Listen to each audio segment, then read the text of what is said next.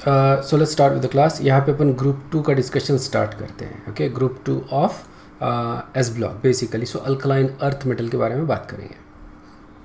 Before we go to group 2 discussion, पहले अपन diagonal relationship थोड़ा समझते हैं, तो इसके वजह से अपने को जो ग्रुप 2 की प्रॉपर्टीज़ है वो समझने में ज़्यादा आसानी होगी। ठीक है ना। सो फर्स्ट एलिमेंट जो होता है किसी भी पीरियड में, सॉरी किसी भी ग्रुप में जो फर्स्ट एलिमेंट होता है उसका जो बिहेवियर होता है that is different than the rest of the elements in that group, isn't it. और ये बिकॉज ऑफ 4 फैक्टर्स होते हैं। एक तो स्मॉल साइज, फर्स्ट एलिमेंट बोले जैसे लिथियम या बेरिलियम की बात कर रहे हैं अपन, ठीक है ना। सो द स्मॉल, इसका जो साइज़ हो रहा है कैसा है, छोटा होता है। सबसे छोटा साइज़ ग्रुप में सेकंड पीरियड वाले का ही होता है। हाई इलेक्ट्रोनेगेटिविटी होता है because electronegative decreases top to bottom. Ionisation energy भी सबसे ज़्यादा होती है। ओके, और सबसे इम्पॉर्टेंट जो फैक्टर होता है that is unavailability of D orbital. Second period के एलिमेंट के पास डी ऑर्बिटल नहीं होता, ठीक है। तो इनके वजह से इनकी जो प्रॉपर्टीज़ होती है वो बाकियों से अलग होती है। ओके, जैसे अगर लिथियम लेते हैं अपन फॉर एग्जांपल, ओके, लिथियम का पोलराइजिंग पावर ज़्यादा है क्योंकि इसका साइज़ छोटा है, इलेक्ट्रोनेगेटिविटी ज़्यादा, आयनाइजेशन एनर्जी ज़्यादा है, इजंट इट, और डी ऑर्बिटल नहीं है। तो ये सब प्रॉपर्टी मिला के क्या हो गया, इसकी जो पोलराइजिंग पावर है, पोलराइज करने की जो ताकत है वो सबसे ज़्यादा है। Okay, and that is basically because of charge to radius ratio. Charge ज़्यादा है, +1 का चार्ज है, और रेडियस इसका छोटा है, इसलिए इसका चार्ज डेंसिटी ज़्यादा है। चार्ज डेंसिटी ज़्यादा है मतलब पोलराइजिंग पावर ज़्यादा है। पोलराइजिंग पावर ज़्यादा है मतलब इसके कंपाउंड्स कैसे रहेंगे, आयनिक रहेंगे कि कोवेलेंट रहेंगे, कोवेलेंट रहेंगे। ध्यान में रखना है ये, ठीक है। लिथियम के कंपाउंड्स में ज़्यादा कोवेलेंट कैरेक्टर होता है, नॉट नेसेसरीली कि 100% कोवेलेंट रहेंगे, 100% कोवेलेंट नहीं होगा। Okay, most of the compounds are not even 100% covalent, even covalent compounds, okay, उनमें कुछ ना कुछ आयनिक कैरेक्टर होता है। बट यहाँ पे अपन बात कर रहे हैं कि इवन दो दे आर आयनिक, उनमें बहुत ज़्यादा कोवेलेंट कैरेक्टर होता है। Okay, so this results in increased covalent character of the lithium compounds which are responsible for their solubility in organic compounds। अपन ने देखा है कि लिथियम के कुछ कंपाउंड्स ईथर या अल्कोहल जैसे सॉल्वेंट्स में डिजॉल्व होते हैं, पानी में उनकी solubility कम होती है। That is basically because of covalent character. Okay, lithium का डायगोनल रिलेशनशिप आता है मैग्नीशियम के साथ, और बेरिलियम का डायगोनल रिलेशनशिप आता है एल्युमिनियम के साथ, बोरॉन का आता है सिलिकॉन के साथ। ये अपन ने इसके पहले भी डिस्कस किया था पीरियोडिक टेबल एंड पीरियोडिसिटी में, isn't it. So we talked about lithium and magnesium, ठीक है। So now we gonna go and discuss the magnesium and group 2 का डिस्कशन करेंगे, तो ये अपने लिए थोड़ा आसान हो जाएगा क्योंकि now we can extrapolate the properties of lithium to the second group, ठीक है। ये तो अपने लिए काफ़ी जो प्रॉपर्टीज़ है समझना आसान हो जाएगा। जो लिथियम की प्रॉपर्टीज़ रहेगी वो मैग्नीशियम की रहेगी, उसके नीचे वाले एलिमेंट्स की भी रहेगी, और ये अपने को यहाँ पे दिखा। बेरिलियम की प्रॉपर्टी अलग रहेगी एज़ कम्पेयर टू मैग्नीशियम, समझ आया। लेकिन लिथियम, क्योंकि देखो डिफ़र कौन करता है, सेकंड पीरियड का एलिमेंट डिफ़र करता है, मतलब लिथियम बेरिलियम इनकी प्रॉपर्टी अलग है, लेकिन लिथियम की प्रॉपर्टी मैग्नीशियम से मैच करेगी तो बाकी एलिमेंट से भी मैच करेगी, ठीक है ना।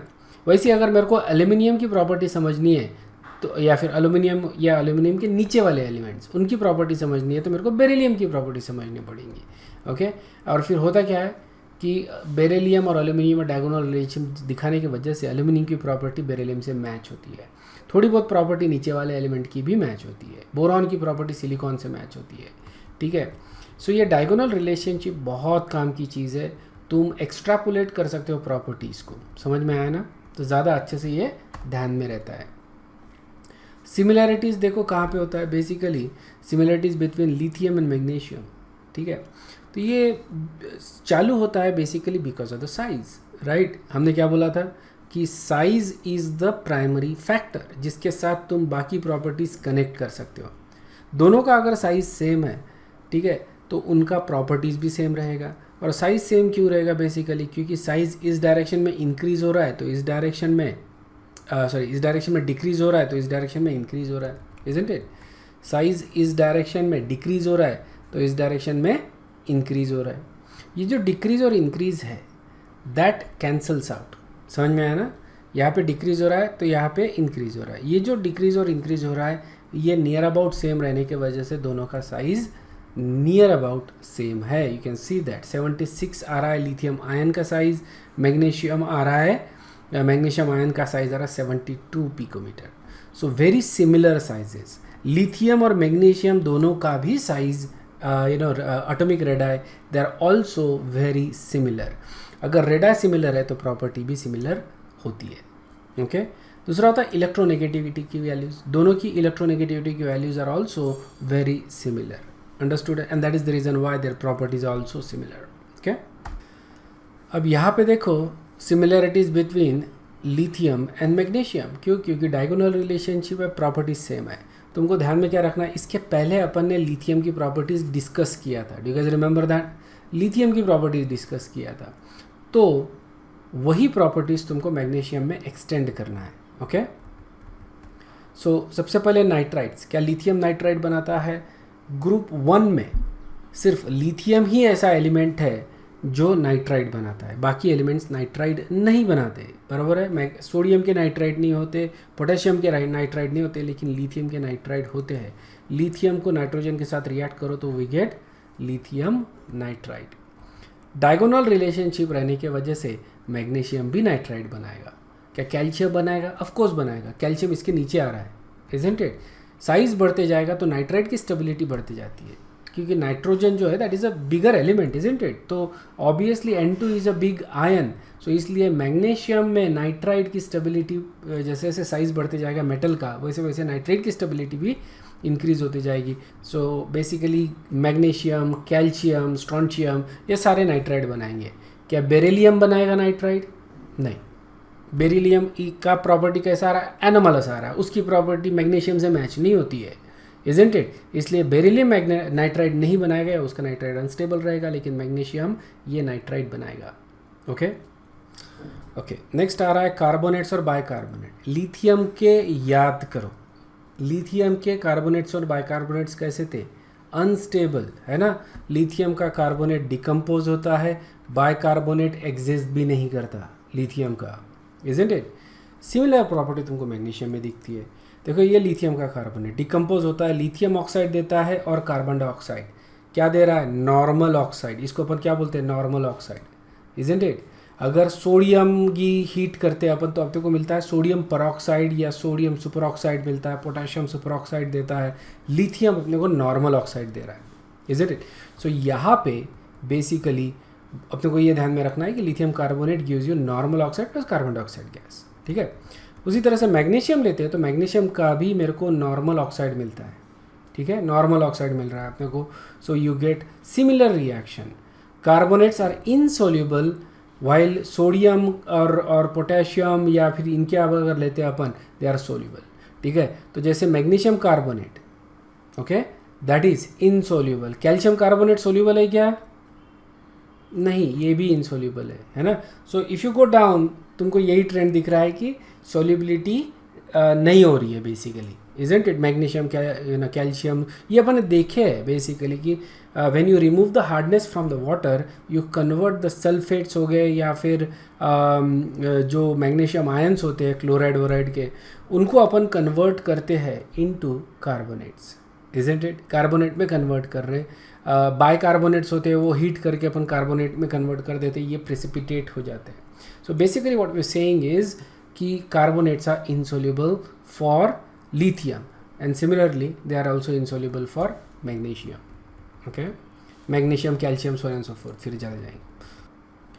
Next, solid bicarbonates of lithium and magnesium do not exist. lithium के exist नहीं करते bicarbonate, तो magnesium के exist नहीं करते. calcium के थोड़े बहुत exist करते हैं basically, but they are unstable थोड़ा सा. Okay, calcium bicarbonate they are insoluble.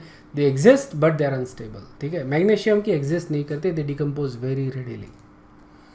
Nitrates, ठीक है, लिथियम नाइट्रेट तुमको याद होगा लास्ट इसमें अपन ने देखा था, इसको अगर हीट करते हैं अपन लिथियम नाइट्रेट को we get normal oxide plus NO2 plus oxygen gas. ठीक है, NO2 मिलता है अपने को, ये गैस इवॉल्व हो रहा है. Okay, and we get normal oxide. If you heat the nitrate of sodium या पोटेशियम, सोडियम पोटेशियम के नाइट्रेट अगर हीट करते हैं तो अपने को क्या मिलता है? सोडियम नाइट्राइड मिलता है. ये तुमको NO2 गैस नहीं मिलता और ऑक्साइड भी नहीं मिल रहा मेटल का, इजंट इट? ये अपन ने एनोमलस प्रॉपर्टीज में डिस्कस किया था, you go head and check it out. Okay, anomalous properties of lithium जब अपन ने डिस्कस किया था, ये प्रॉपर्टी अपन ने डिस्कस की थी. लिथियम और सोडियम में ये डिफरेंस होता है नाइट्रेट्स में. ओके, अब मैग्नीशियम नाइट्रेट किसके जैसा बिहेव करेगा? ऑब्वियसली लिथियम जैसा.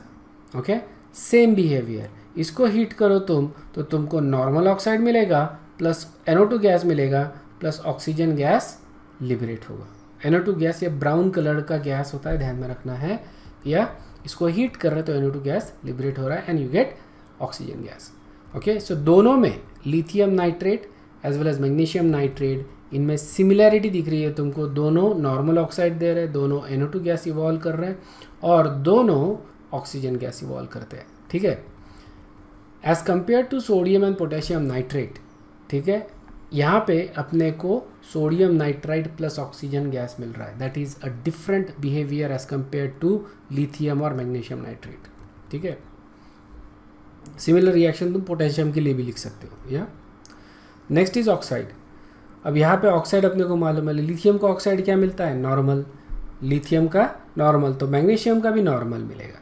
ओके, नॉर्मल ऑक्साइड ही मिलेगा when you burn this metal in presence of air. Okay, lithium plus O2 gives you lithium oxide. ठीक है, बैलेंस कर लो. उसी तरह से magnesium plus O2 gives you MgO.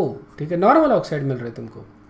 ठीक है, इसका मतलब क्या हो गया? Peroxide and super oxides are not formed with lithium and magnesium. हालांकि सोडियम क्या देता है अपने को? पेरोक्साइड. पोटेशियम क्या देता है? Super oxide. ओके, लिथियम में मैग्नीशियम ये नहीं दे रहा. अब बताओ, कैल्शियम को हीट किया तो क्या मिलेगा? जैसा मैग्नीशियम को हो रहा है वैसे ही कैल्शियम ऑक्साइड. Isn't it? तो नीचे वाले एलिमेंट्स तुमको बराबर नॉर्मल ऑक्साइड दे रहे हैं.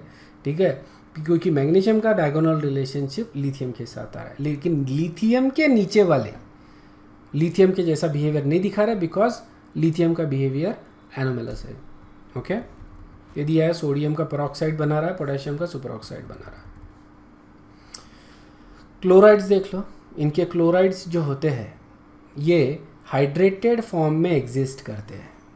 ठीक है, क्या NaCl हाइड्रेटेड फॉर्म में होता है? क्या KCl हाइड्रेटेड फॉर्म में होता है? नहीं. ठीक है, ये अनहाइड्रस होते हैं बेसिकली सॉल्ट. ऑलराइट, थोड़ा बहुत हाइग्रोस्कोपिक होता है वो basically, but they probably for because of the impurities I guess, but they are generally not in a hydrated form. ठीक है, they are just the way it is. या लेकिन lithium salt ये डाइहाइड्रेटेड फॉर्म में मिलता है. लिथियम ये अपने को डाइहाइड्रेटेड फॉर्म में मिलता है. मैग्नीशियम ये अपने को हेक्साहाइड्रेटेड फॉर्म में मिलता है. these are both hydrated salts. Okay, calcium भी, calcium chloride, that is also hydrated. Next is fluoride.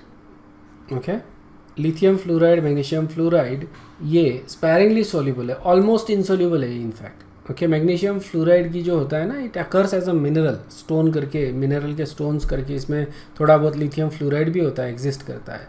Alright, so these fluoride जो होते हैं these are sparingly soluble in water. Okay, but बाकी जो फ्लोराइड्स है दे उनकी सोल्यूबिलिटी इंक्रीज होती जाती है. एंड ये अपन ने लिथियम के इसमें देखा है कि lithium fluoride, sodium fluoride, potassium fluoride, what happens as you go down the group, stability जो है वो डिक्रीज होती जाती है. Isn't it? Solubility increase होती जाती है. या hydration, lithium ion, magnesium ion कैसे है? छोटे हैं, बहुत छोटे हैं.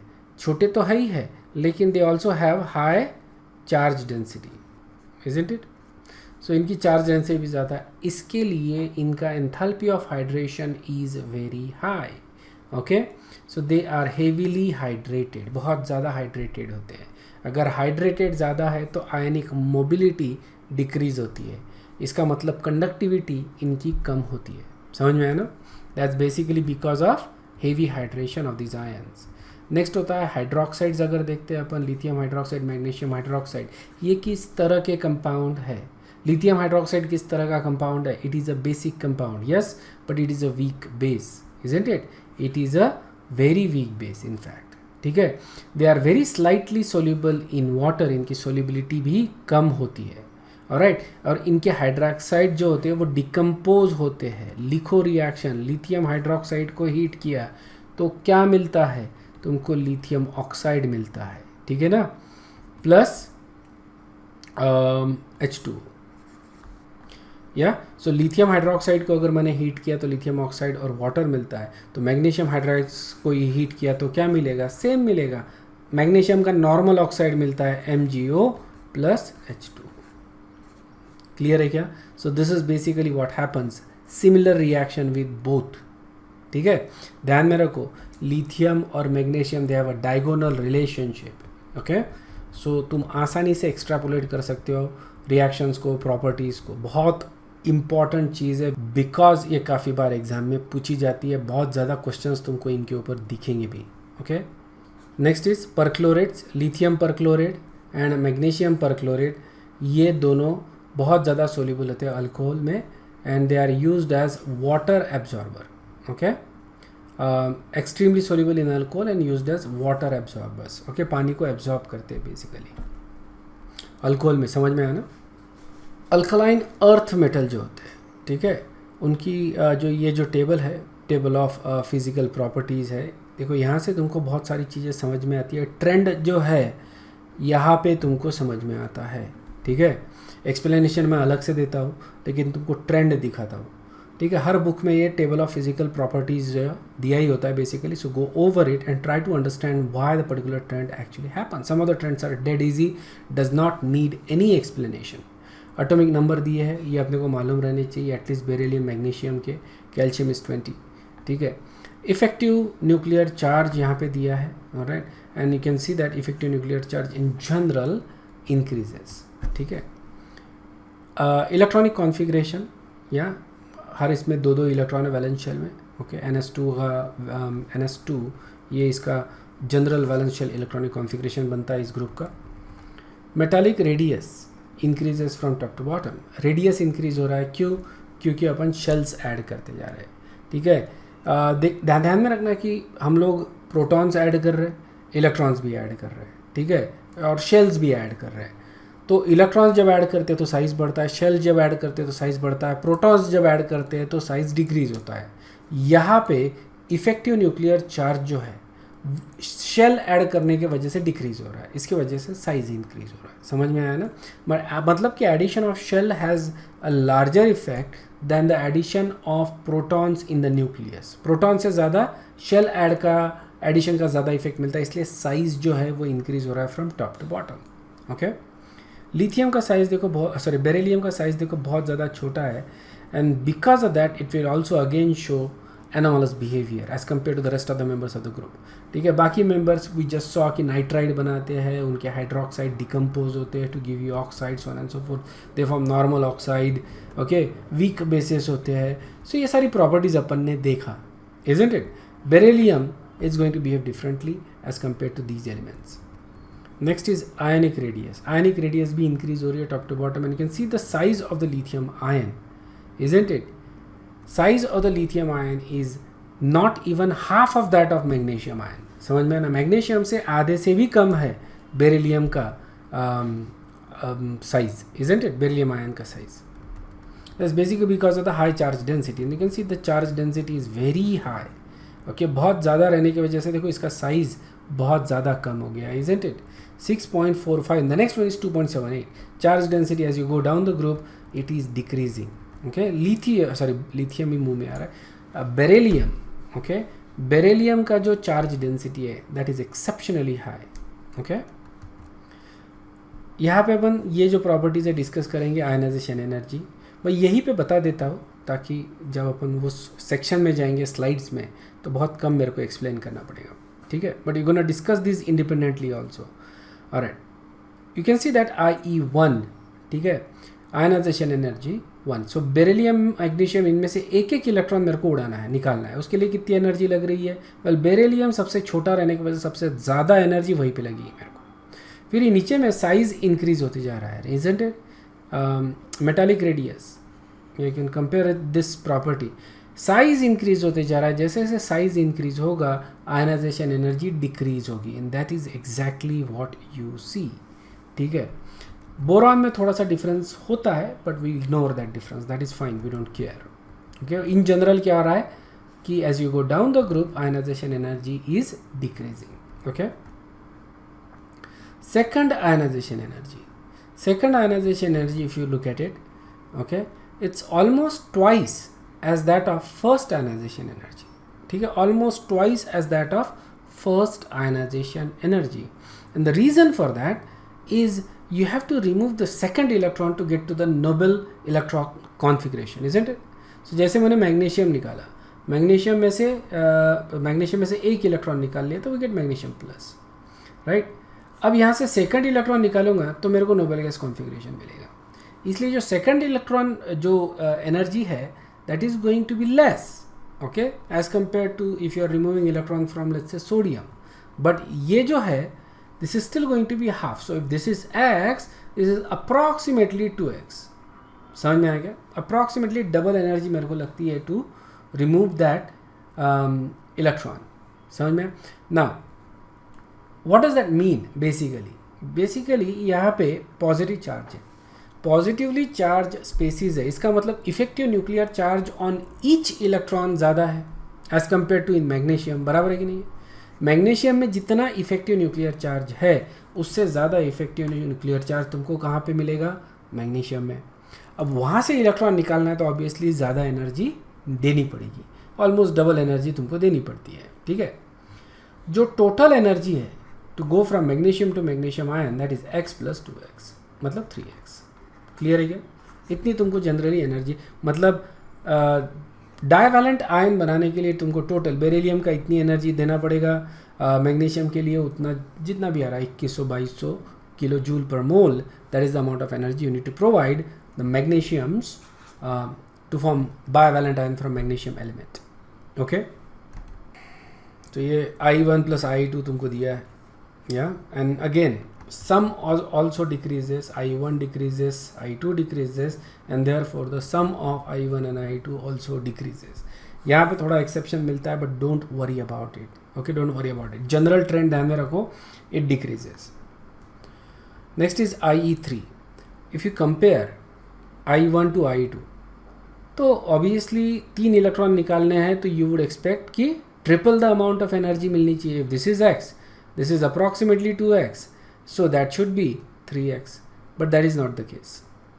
This is very high, isn't it? बहुत ज़्यादा तुमको एनर्जी, 14,000 या ऑलमोस्ट 15,000 की एनर्जी तुमको देनी पड़ रही है, 15,000 kilo joule. And the reason for that कि जब तुमने 2 इलेक्ट्रॉन निकाल लिए, अब तुम्हारे पास नोबेल गैस इलेक्ट्रॉनिक कॉन्फ़िगरेशन आ गया, isn't it? Mg2+ अगर मैं ले रहा हूँ मान लो, सो इसके पास तो noble gas electronic valence shell में 8 इलेक्ट्रॉन ऑलरेडी बाकी है ना? 8 इलेक्ट्रॉन है वहाँ पे Mg2+ में. तो अब तुम जो इलेक्ट्रॉन निकाल रहे हो इसमें से, you are actually removing from stable noble gas configuration, and that is going to require lot of energy. Effective nuclear charge बहुत ज़्यादा रहेगा on each of the electron. ठीक है, and on top of that you also have to remove the electron from stable noble gas configuration, and that will require humongous amount of energy, and that is exactly what you see for magnesium. 2 electron निकालने के लिए तुमको 2200 kilo joule की energy लग रही है, लेकिन third electron निकालने, सिर्फ थर्ड, पहले तो 2 निकालने के लिए तुमको 2200 लग रही है, लेकिन सिर्फ थर्ड निकालने के लिए तुमको 7,500 करीब किलो जूल पर मोल, 7,700 किलो जूल पर मोल इतनी एनर्जी देनी पड़ रही है. Okay, so huge amount of energy is required to remove the third electron. Okay, तो that is the reason why these elements will never form M3+ type ion. ठीक है, M3+ ion can never be formed by these elements. Okay, and this also decreases. Next is Pauling electronegativity, and if you go down, electronegativity decreases. क्योंकि size increase होते जा रहा है. Okay, and that is the reason why size increase होते जा रहा है, effective nuclear charge जो है वो भी decrease होते जाएगा, and as a result of that Pauling electronegativity decrease होगी. Okay, hydration energy size के साथ ही related है. Alright, this is basically for ions themselves. Okay, ions की बात कर रहे हैं अपन. And if you look at the ionic radius, right, ionic radius increase हो रहा है. लिथियम की बहुत छोटा साइज़ है तो उसका हाइड्रेशन एनर्जी भी बहुत ज़्यादा रहेगा. And as you go down the group, hydration energy decreases. And this again general trend for entire periodic table.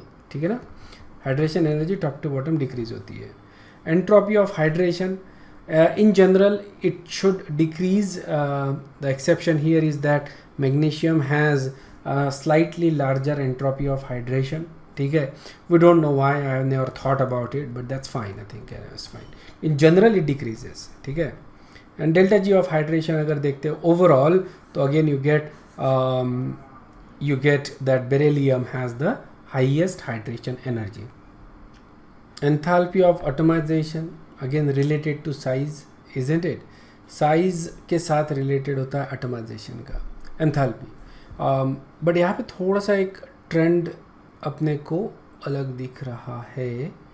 ठीक है, enthalpy of atomization मतलब कि जैसे metal है, ठीक है, that is a solid, तो इसको मेरे को convert करना है metal into gaseous state.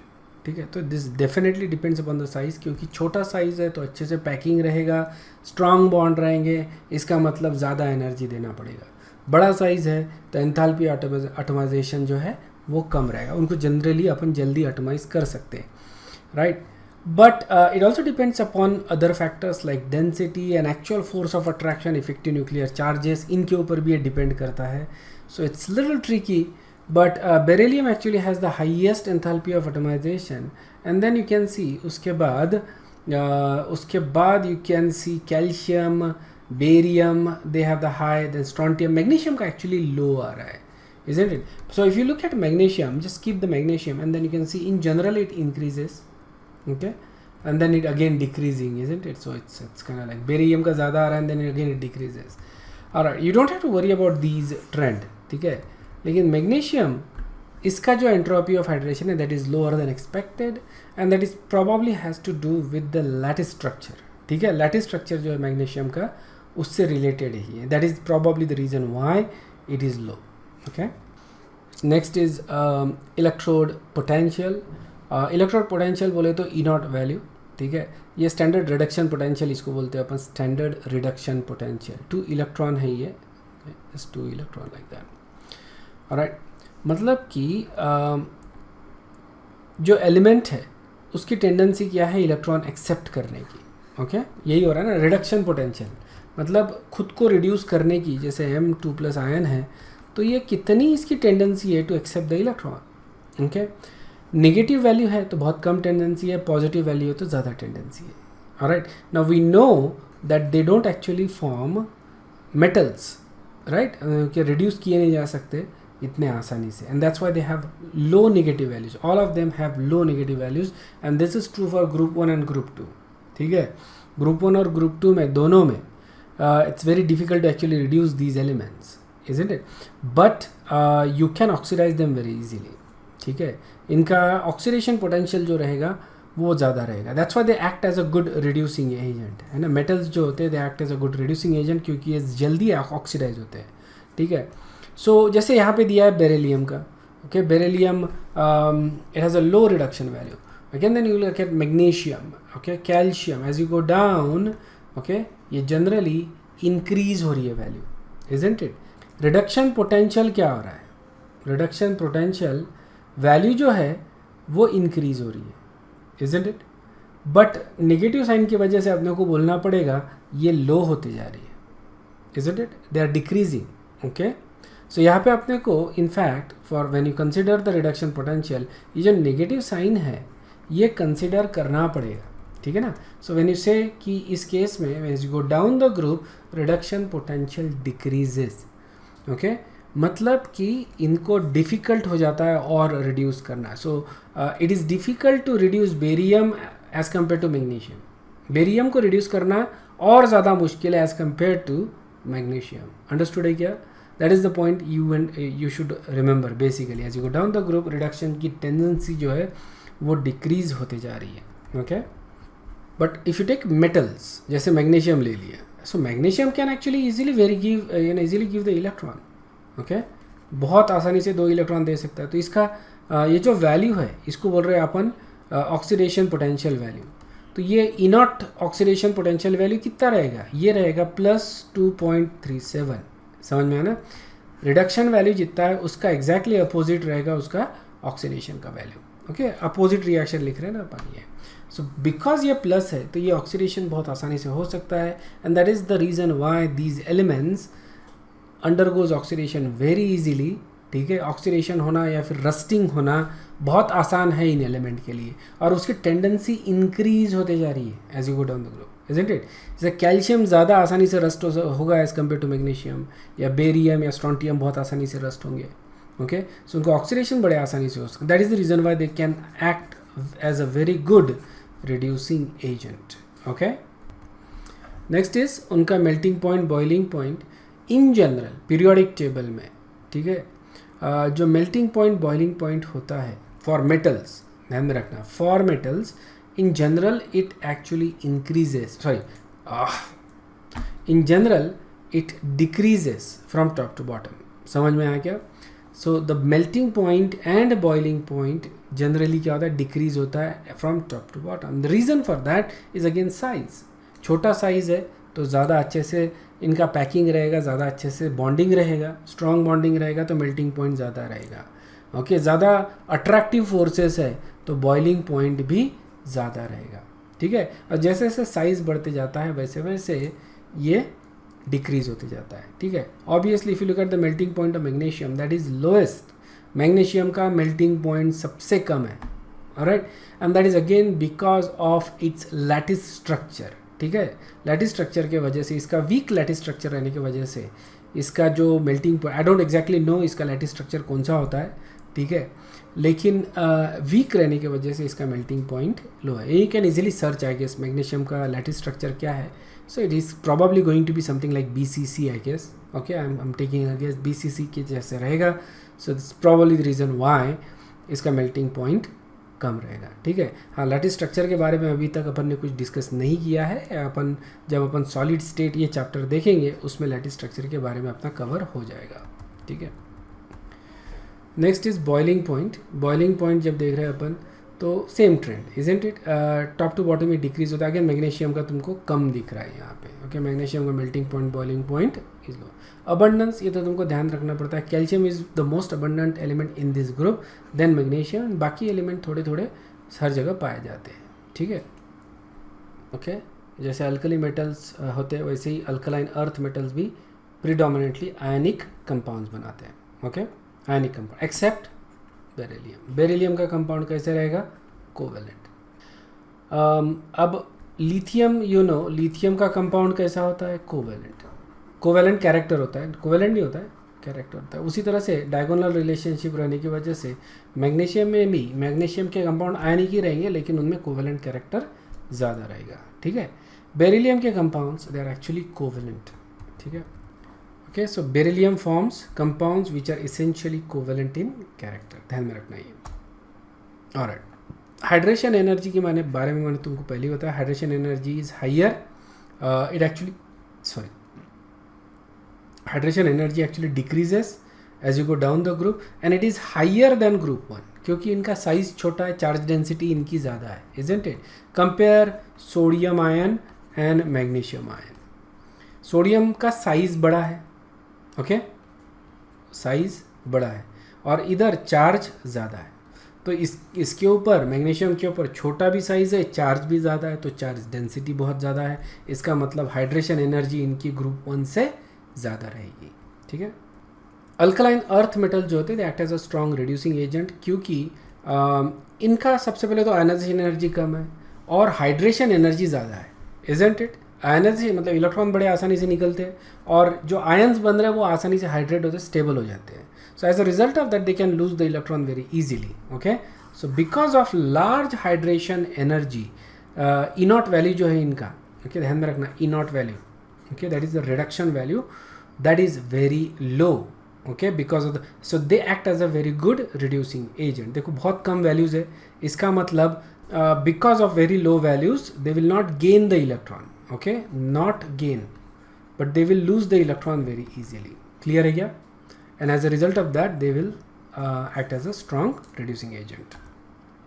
Basic nature, obviously, basic nature of oxide जो है वो increase होता है top to bottom. Okay, that is true for group 1 as well as for group 2. Basic nature of oxides मतलब कि BeO, ये तो amphoteric है, ठीक है, ये दिया है यहाँ पे BeO. ऑक्साइड्स एंड हाइड्रोक्साइड, या नेचर ऑफ ऑक्साइड्स बता रहे हैं यहाँ पे, लेकिन ये ट्रेंड दिया है हाइड्रोक्साइड के लिए. Same thing can be applied. Magnesium oxide, calcium oxide, so on and so fourth, right. Beryllium oxide is amphoteric basically, but magnesium oxide, calcium oxide ये बेसिक है, बट बेसिसिटी क्या हो रही है, इंक्रीज हो रही है. सिमिलर ट्रेंड अपने को ग्रुप 1 में भी दिखा था. ओके अगर इनका हाइड्रोक्साइड देखा जाए, they are less basic than hydroxides of alkali metals. Obviously they are basic but less basic. Same thing goes for oxide. ठीक है, ग्रुप 1 के ऑक्साइड एंड ग्रुप 1 के hydroxide, they are more basic than group 2's oxide and hydroxide. ध्यान में रखो क्या.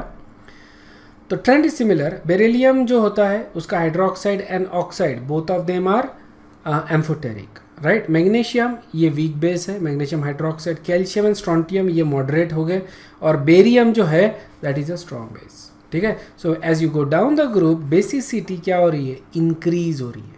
Okay, atomic and ionic radii increase from beryllium to radium, isn't it? You can clearly see atomic radii, and ये अपन ने discuss किया, इसलिए मैं यहाँ पे कुछ बोलूँगा नहीं. Let's move on. Their sulfates are stable on heating. Okay इनके सल्फेट्स कैसे होते हैं, थोड़े स्टेबल होते हैं. Their carbonates decompose and they give you normal oxide and carbon dioxide. Okay, so the temperature of decomposition increases from magnesium. मतलब stability क्या हो रही है, इंक्रीज होती जा रही है. ओके तो यहाँ पे एक ट्रेंड लिखते हैं अपन, stability of carbonates increases. Okay and as a result of that you can see the temperature of decomposition ये इंक्रीज होते जा रहा है. Beryllium carbonate is unstable below 100 degree Celsius. Sorry बोलना चाहिए beryllium carbonate is unstable above 100 degree. 100 के नीचे ये स्टेबल रहेगा, and that generally even below this temperature equilibrium आता है, डिकम्पोज होता ही है.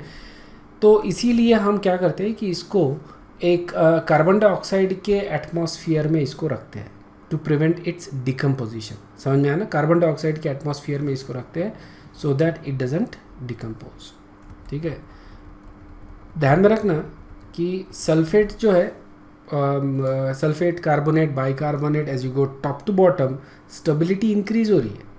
ठीक है, टेम्परेचर ऑफ डिकम्पोजिशन ये भी इंक्रीज होगा, स्टेबिलिटी इंक्रीज हो रही है. इसलिए सल्फेट जो है वो ज़्यादा स्टेबल है,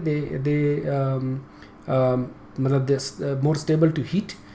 कार्बोनेट जो है वो थोड़े डिकम्पोज होते हैं into oxides and carbon dioxide. जैसे मैग्नीशियम कार्बोनेट को मैंने हीट किया तो we get magnesium oxide plus carbon dioxide. Alright, here's a review question. Beryllium carbonate is unstable and is kept under carbon dioxide atmosphere to prevent its decomposition. Which principle is involved in this? बताओ. Basically, when you talk about this, right, why you keep it under carbon dioxide atmosphere, so what is happening? BeCO3 इसको heat कर रहे हैं तो we get BeO plus CO2. ये मिल रहा है, isn't it? अब कार्बन डाइऑक्साइड के एटमॉस्फेयर में जब रख रहे हैं अपन, so what are we actually doing, इसका कॉन्सेंट्रेशन बढ़ा दिया ना अपन ने. इसका कॉन्सेंट्रेशन बढ़ा दिया तो इक्विलिब्रियम पीछे की तरफ शिफ्ट होगा, isn't it. This is solid, this is solid, this is gas. तो इसका मतलब कौन सा प्रिंसिपल यूज़ कर रहे हैं अपन, ली शटलेस principal.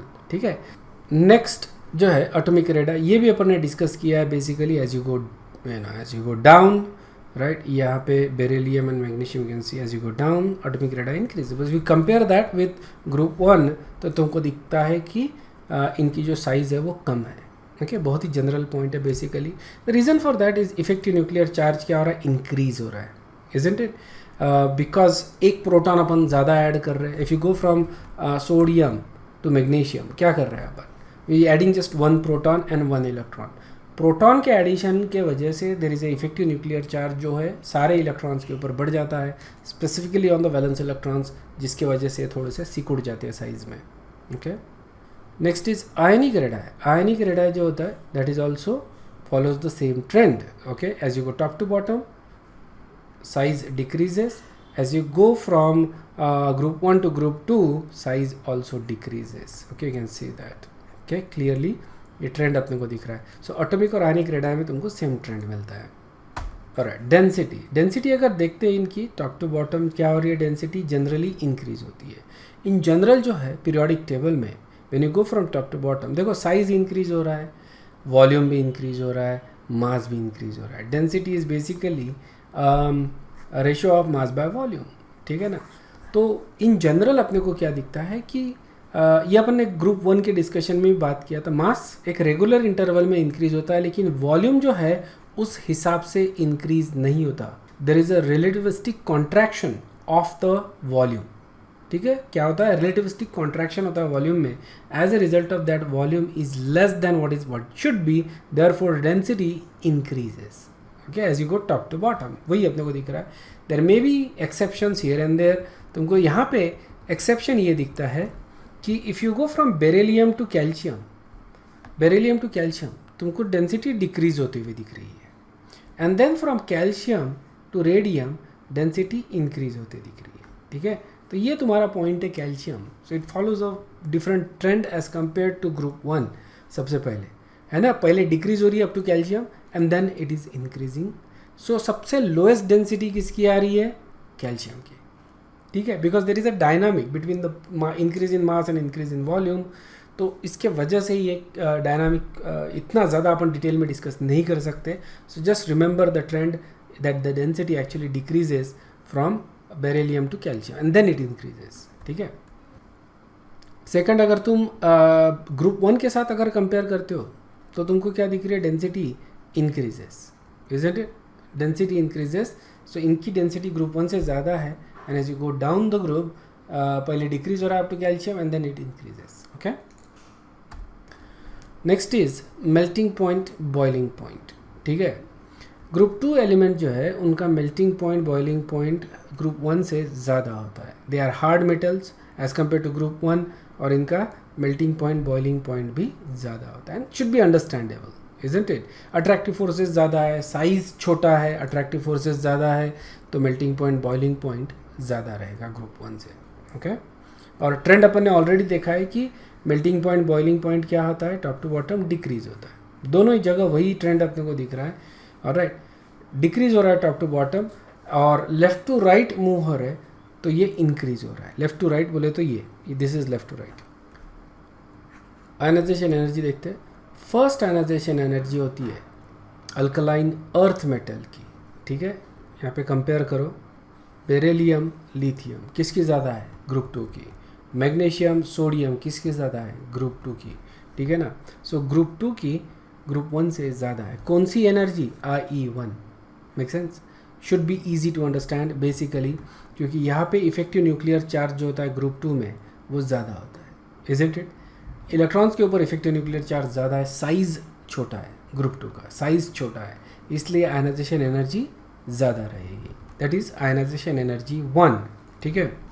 But if it take second ionization energy then what happens, in second ionization energy जो ग्रुप 1 है उनकी आयनाइजेशन एनर्जी ज़्यादा है, ओके। ग्रुप 1 की आयनाइजेशन एनर्जी ज़्यादा है सेकंड वाली। और यहाँ पे रीज़न ये है बेसिकली कि if you look at sodium, ठीक है ना, सोडियम में 1s2 2s2 2p6 3s1, okay, and you take magnesium 1s2 2s2 2p6 3s2। सो पहला जब इलेक्ट्रॉन निकाल रहे हैं अपन, ये वाला निकाल रहे हैं, इसमें से -1 कर दिया, ठीक है। अब यहाँ पे जब अपन ये निकाल रहे हैं तो ये तो पूरा निकल गया। अब जब -2 करेंगे अपन, सेकंड वाला इलेक्ट्रॉन निकालेंगे, तो यहाँ पे मेरे को नोबेल गैस कॉन्फ़िगरेशन में से निकालना है, इजंट इट।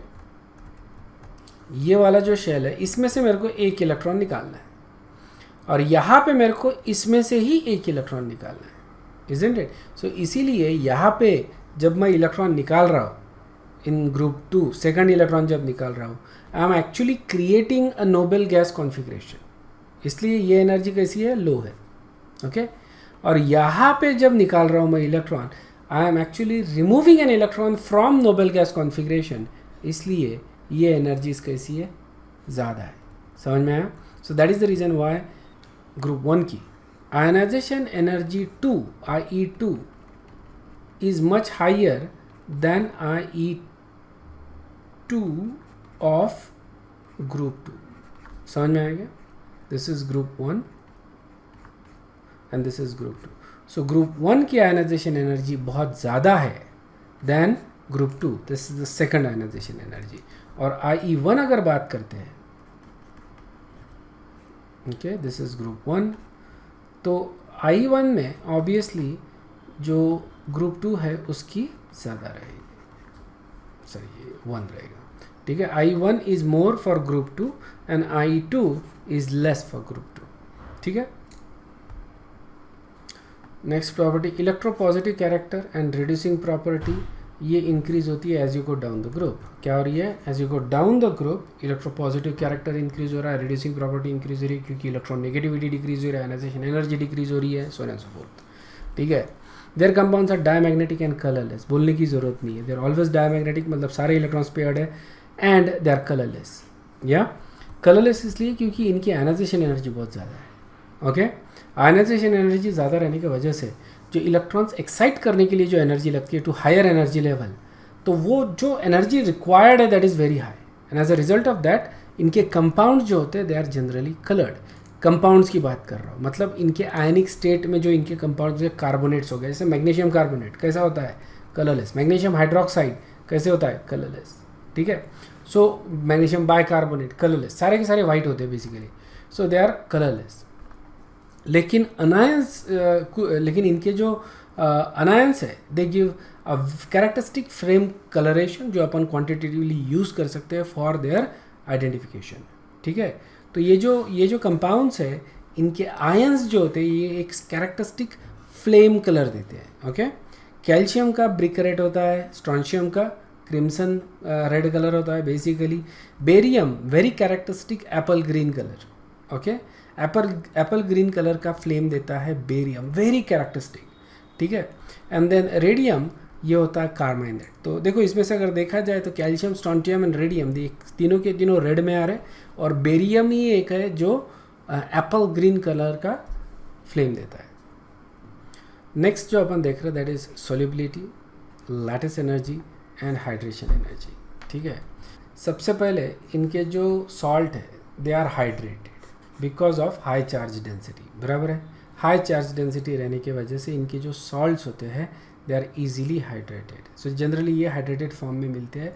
रिमेंबर ये अपने डायगोनल रिलेशनशिप में देखा था, मैग्नीशियम की डायगोनल रिलेशनशिप में लिथियम के साथ है, दैट्स वाई दोनों के सॉल्ट हाइड्रेटेड मिलते हैं. यहाँ पे बाकी भी दिखा रहे हैं अपन. Hydration energies of the ions are much greater than those of alkali metals. Make sense? ये देखना अपने को. हाइड्रेशन एनर्जी ग्रुप 1 से obviously it decreases as you go down the group, but as you go from group 1 to group 2 hydration energy क्या हो रही है? Increase हो रही है. ओके, बहुत ज़्यादा है as compare to group 1. Alright. Next lattice energy अगर बात करें तो again lattice energy as you go from top to bottom lattice energy decreases, but group 1 से ग्रुप 2 तक जाते हैं अपन, कंपेयर करते हैं ग्रुप 1 और ग्रुप 2 में, तो लैटिस एनर्जी ग्रुप 2 की ज़्यादा होती है. ठीक है. हाइड्रेशन एनर्जी ग्रुप 2 की ज़्यादा है, लैटिस एनर्जी ज़्यादा है, आयनाइजेशन एनर्जी ज़्यादा है, इलेक्ट्रोनेगेटिविटी ज़्यादा है. और ये जो हाइड्रेशन एंड लैटिस एनर्जी होती है ये दोनों डिक्रीज होती है, both decreases as you go down the group. Understood है क्या? Both decreases. इसलिए सोल्युबिलिटी डायरेक्टली प्रिडिक्ट करना इज़ वेरी डिफिकल्ट. ठीक है. ध्यान में क्या रखना है, अगर लैटिस एनर्जी डिक्रीज होती है तो सोल्युबिलिटी इंक्रीज होती है. लैटिस एनर्जी का सोल्युबिलिटी का इन्वर्स रिलेशनशिप. और हाइड्रेशन एनर्जी डिक्रीज होती है तो सोल्युबिलिटी भी डिक्रीज होती है. हाइड्रेशन एनर्जी के साथ इसका डायरेक्ट रिलेशनशिप है solubility. Make sense? Lattice energy ज़्यादा मतलब ज़्यादा एनर्जी लगेगी लैटिस को ब्रेक करने के लिए, इससे सोल्युबिलिटी कम रहेगी. हाइड्रेशन एनर्जी ज़्यादा मतलब ज़्यादा एनर्जी लिबरेट हो रही है टू ब्रेक द सॉलिड, इसका मतलब सोल्युबिलिटी ज़्यादा रहेगी. ठीक है. तो लैटिस एनर्जी और सोल्युबिलिटी को हम इस तरह से ये कर सकते हैं कि let's say there is a ionic solid. ठीक है. आयनिक सॉलिड, और इसको मेरे को सॉल्युबल करना है, तो सबसे पहले तो मेरे को इसको ब्रेक करना है. So that is going to be your lattice energy. ठीक है. और फिर ये जो गैशियस स्टेट में जो एटम्स है, ठीक है, आयंस है, उनको फिर हाइड्रेट करना है, सोल्युबलाइज करना है. इसको अपन बोल रहे हैं हाइड्रेशन एनर्जी. अब अगर ये जो ऑरेंज एरो है, अगर ऑरेंज एरो बड़ा है देन द ग्रीन एरो, तो इसका मतलब इतनी एनर्जी लिबरेट होगी. Overall process is exothermic and it is going to be a favourable process. समझ में आया क्या? फेवरेबल प्रोसेस हो सकता है अगर ऑरेंज एरो बड़ा है देन द ग्रीन एरो. अगर ग्रीन एरो बड़ा है than the orange, then it becomes endothermic process and it becomes unfavourable. समझ में आया क्या? तो इसका मतलब we want hydration energy to be more than lattice energy for a compound to be soluble. ये अपने लास्ट इसमें भी डिस्कस किया था. ठीक है, तो अगर हाइड्रेशन एनर्जी ज़्यादा है than lattice energy, salt is soluble. If lattice energy is more than the hydration energy, salt is insoluble. ठीक है, प्रॉब्लम क्या आता है? दोनों डिक्रीज हो रहे हैं. ओके, तो कौन ज़्यादा डिक्रीज होता है वो अपने को देखना पड़ता है. ठीक है, और अपने को देखता है कि as you move down the group hydration energy decreases more rapidly. मतलब ये जो है ये ज़्यादा डिक्रीज हो रही है. मतलब बड़ा कौन रहेगा? Lattice energy. समझ में आया क्या? So as you go down the group hydration energy ये ज़्यादा डिक्रीज हो रही है, इसके वजह से लैटिस एनर्जी बढ़ते जाएगी and the compound becomes less soluble. ठीक है, as you go down the group compound will become less and less soluble as you go down the group. समझ में? For most compound except for fluorides and hydroxide. Fluoride और hydroxide ये कैसे ions है? छोटे ions है. ठीक है, तो इनके लिए solubility एक्चुअली इंक्रीज होती है for small ions, but for large ions, most compound की अपन बात कर रहे हैं, hydration energy decreases more rapidly than lattice energy as you move down the group. Hydration energy ज़्यादा डिक्रीज हो रही है as compare to lattice energy. मतलब बड़ा कौन रहेगा? Lattice energy. इसलिए सोल्यूबिलिटी क्या होगी? सोल्यूबिलिटी डिक्रीज होगी. ठीक है, so solubility of the salts decreases except for fluorides and hydroxide. Fluoride और हाइड्रोक्साइड में सोल्यूबिलिटी इंक्रीज होती है. ठीक है, छोटों के लिए इंक्रीज हो रही है, बड़ों के लिए डिक्रीज हो रही है solubility. For example solubility of sulphate अगर देखते हैं अपन, barium sulphate, beryllium sulphate to barium sulphate. Okay, solubility देख रहे हैं अपन from beryllium sulphate to barium sulphate. Now due to their small ionic radii, beryllium and magnesium ions have high hydration energy. High hydration energy रहने की वजह से इनके salt ज़्यादा सोल्यूबल है. भले इनकी लैटिस एनर्जी ज़्यादा है लेकिन इनकी हाइड्रेशन एनर्जी उससे ज़्यादा है, that's why they are more soluble. तो ये ज़्यादा सोल्यूबल होते हैं. They are soluble in water. कौन से? Magnesium sulphate and beryllium sulphate, they are soluble in water. Calcium sulphate बहुत कम सोल्यूबिलिटी होती है. ठीक है, strontium and barium sulphate they are almost insoluble in water. और यहाँ पे तुमको दिख रहा है trend, as you go down the group solubility of sulphate decreases. ठीक है, solubility of sulphates decreases. In case of fluorides and hydroxide यहाँ पे लैटिस एनर्जी ज़्यादा डिक्रीज होती है. As a result of that hydration energy ये ज़्यादा होती है. हाइड्रेशन एनर्जी ज़्यादा है मतलब सोल्यूबिलिटी क्या होगी? Increases as you go down the group. समझ में आया क्या? Solubility, there is a increase in solubility of hydroxides and fluorides as you go down the group. Solubility increase हो रही है and that is exactly what you see. Okay, सबसे पहले electronic configuration देख लो इनका. सॉरी, क्या बता रहा था मैं?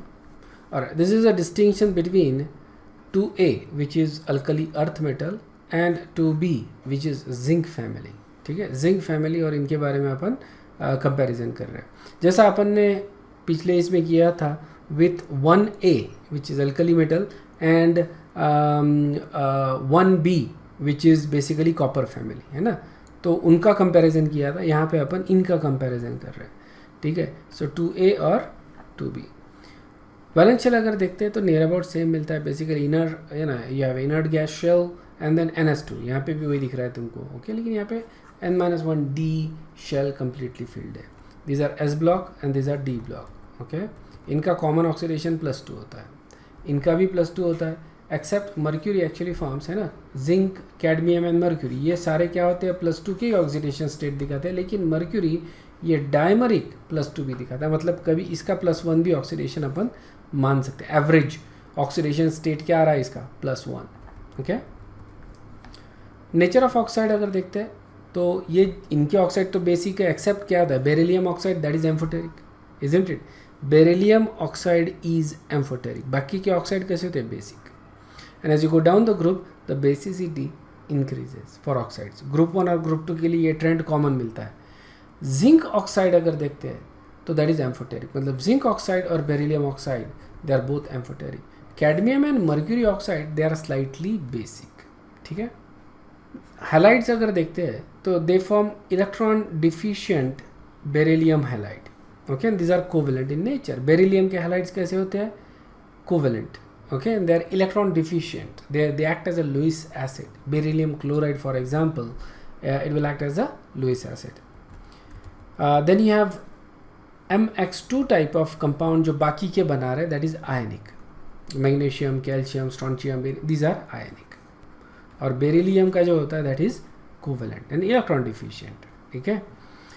यहाँ पे अगर मैं जिंक और कैडमियम देखता हूँ they are ionic, but mercury chloride जो होता है दैट इज कोवेलेंट. था मर्क्यूरी क्लोराइड यहाँ पे बेरिलियम के जैसा बिहेव कर रहा है, बेसिकली कोवेलेंट कैरेक्टर दिखा रहा है mercury, and that is again because of its high charge density. Okay, mercury का. सल्फेट्स अगर देखते हैं, ओके, सो सोल्यूबिलिटी क्या होती है सल्फेट की? डिक्रीज होती है. रिमेंबर थोड़ी देर पहले अपन ने डिस्कस किया था. Okay, solubility decreases as you go down the group. Okay, यहाँ पे अगर देखते हैं सल्फेट्स इनके, जैसे जिंक सल्फेट अगर लेता हूँ मैं ZnSO4 या फिर cadmium sulphate, so they are actually more soluble than the solubility of group 2. समझ में आया? मैग्नीशियम सल्फेट जो होता है ये 7H2O के साथ होता है. It's isomorphous with zinc sulphate. ठीक है. दोनों के जो हाइड्रेटेड क्रिस्टल्स है दे आर बेसिकली सिमिलर है. Okay, they also have similar lattice structure.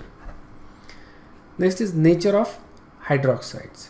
इनके हाइड्रोक्साइड्स कैसे होते हैं? Basic, except beryllium which is beryllium hydroxide is amphoteric. Okay, solubility जो होती है हाइड्रोक्साइड की it increases as you go down the group. Solubility increase हो रही है टॉप टू बॉटम. यहाँ पे अगर देखते हैं अपन ग्रुप जिंक फैमिली के हाइड्रोक्साइड्स की सोल्यूबिलिटी, यहाँ पे solubility decreases as you go down the group. Okay, zinc hydroxide is most soluble then cadmium and then mercury. ठीक है. solubility यहाँ पे डिक्रीज हो रही है और यहाँ पे इंक्रीज हो रही है. Okay, that is one difference. Nature of sulphides अगर देखते हैं तो they are also soluble. Basically यहाँ पे जो सल्फाइड होते हैं आर इनसोल्यूबल. ये अपने को आगे आएंगे बेसिकली क्वालिटेटिव एनालिसिस में. तो many times we actually prepare these type of sulphides क्योंकि इनके स्पेसिफिक कलर होते हैं. Zinc sulphide is actually I think white, लेकिन बाकी जो होते हैं they have specific colour. HgS is kind like black, तो कैडमियम भी ब्लैक होता है, तो इनका कोई स्पेसिफिक कलर होता है. तो ये प्रिसिपिटेट अगर मिलते हैं तो अपन आइडेंटिफाई कर सकते हैं आयंस को. ठीक है. तो zinc ion, cadmium ion, mercury ion, इनको अपन identify, they are insoluble, they precipitate as specific salt.